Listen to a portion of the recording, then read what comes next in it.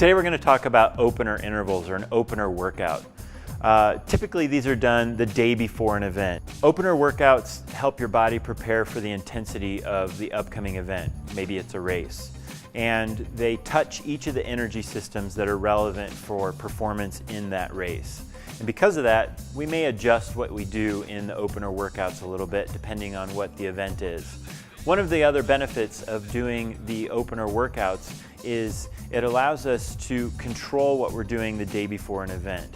And as we learn what works for us through these opener workouts, we can adjust what we do.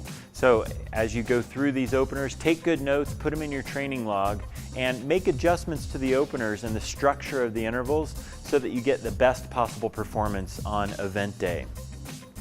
The way that we do openers is really pretty simple. My base structure is to do 2 5-minute intervals with 5 minutes of recovery, followed by maybe a very quick sprint, a couple quick sprints, or a 1-minute type attack interval done 1 or 2 times.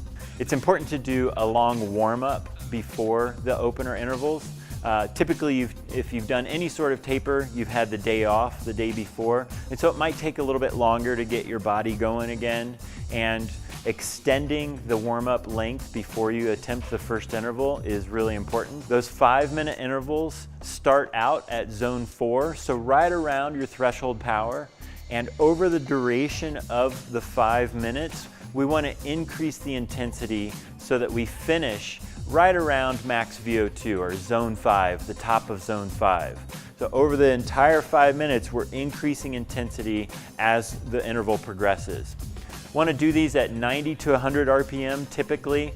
We don't want to have a lot of muscular load, so we want to increase the RPM a little bit so that we're not doing too much muscle damage. Remember, this is all about preparing for tomorrow. After you complete the opener intervals, we may add on a couple sprint intervals. These would be 15 to 20 second max intervals. Or we may add on a couple attack type intervals, which are 1 minute kind of anaerobic intervals. I'll add those depending on what event we have tomorrow. So for example, if we have a high intensity event, like a criterium or a track race or something like that, then we will do those higher intensity intervals.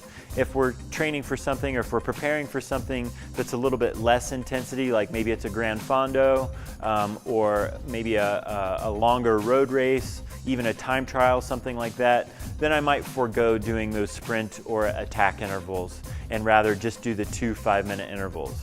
One thing that I tell my athletes, or any athletes that I'm working with, is they should feel better at the end of this workout than they do before. In other words, don't leave it on the road on this particular day. Let's save it for tomorrow. So we want to feel hungry for the event tomorrow when we finish. We don't want to feel depleted. We don't want to have dug so deep that we have to go through big recovery to be prepared to race tomorrow. In the end, opener workouts are just about preparing your body for tomorrow's event.